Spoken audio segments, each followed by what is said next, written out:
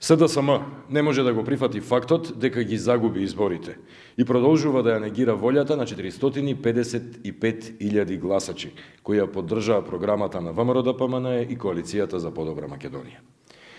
Програмата се вика реална,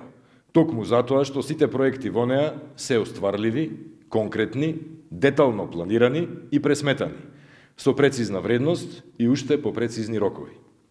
СДСМ не може да ветува ниту реконструкција на спортската сала и обнова на стадионот, затоа што тие се веќе отпочнати од општина Битола, а советникот од СДСМ тоа треба добро да го знае. Наместо да се размавтува со нереални и неостварливи ветувања,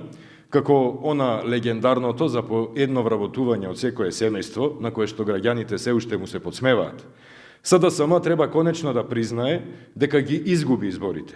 и дека нема мандат од граѓаните да ветува било што, а најмалку распродавање на националните и државните интереси. Ги подсетуваме дека ВМРО-ДПМНЕ доби поддршка од најголемото мнозинство гласачи, да продолжи посветено да работи и да ги сработи проектите кои се реални, кои обезбедуваат сигурност, работа и благосостојба за сите граѓани на Република Македонија, без разлика на етничката, верската или партиската припадност.